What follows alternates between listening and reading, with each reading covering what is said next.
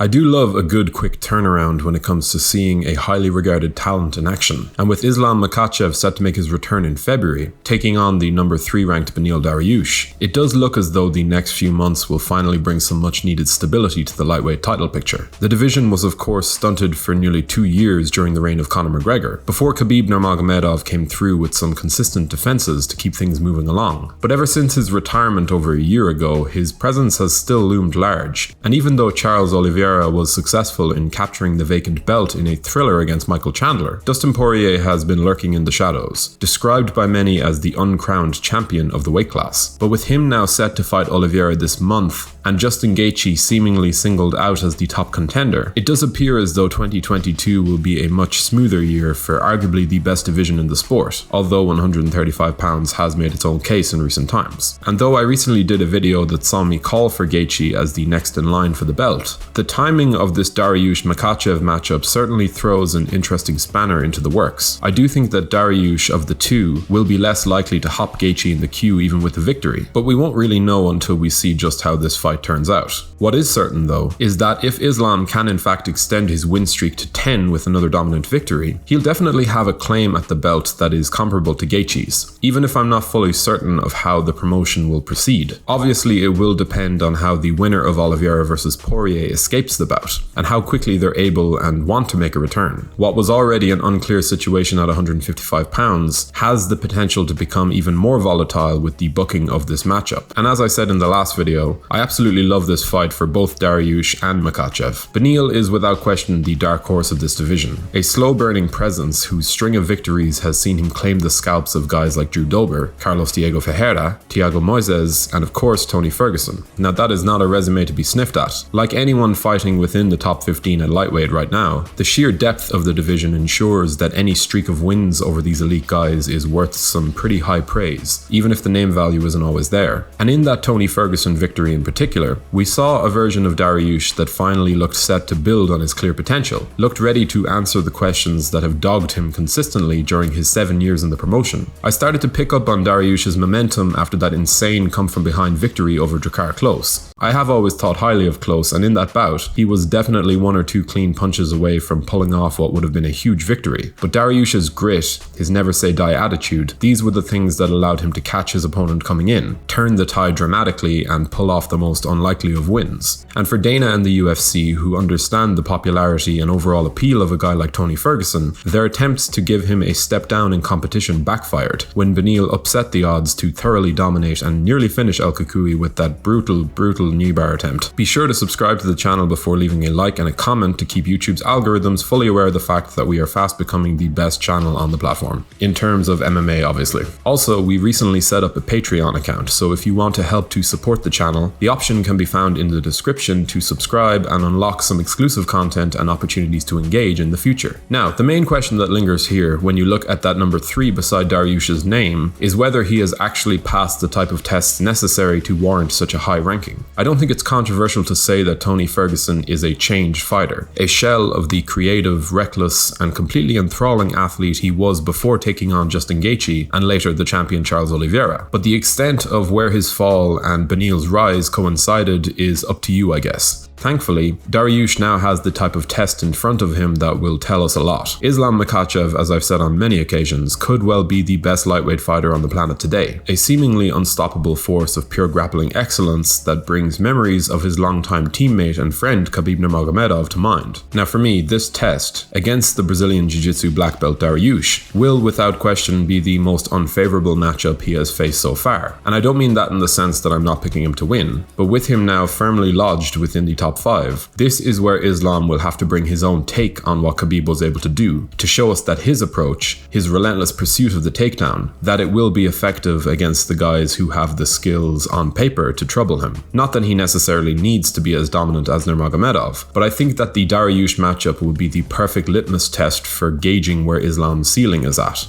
or at least giving us a better idea. And based on what we've seen so far, I would be willing to bet that he's going to have a lot of success against Beneil. I believe that Islam's mastery of what he does is all it's cracked up to be. And I do think that this matchup, as opposed to the Dan Hooker fight, a bout that showcased him against a striker, is the type of test I prefer to see him pass before getting the title shot. And yes, if we're talking predictions, I do think that Islam is going to get the job done. Perhaps on the scorecards this time, in a display that might be comparatively a bit more reserved compared to that first round Kimura. Dariush, like I said, is a real dark horse at 155 pounds, and I wouldn't be surprised to see him catch us all off guard with his ability to contend with Makhachev, but I just don't think he has enough in his locker to keep Islam off of him and then find a way to turn the fight in his favor. That said, the man clearly has power in his hands, and he was in no way afraid to take a wrestling heavy approach against the very dangerous Tony Ferguson. His takedown defense at 81% is quite good, but he hasn't actually conceded a takedown in about 4 years since he fought Evan Dunham. And for me, I think the major questions that surround this fight will obviously lie with Dariush's ability to stop the many takedowns and trips that Makhachev is likely to bring. And if he can stop him, whether he can take advantage of those moments on the feet,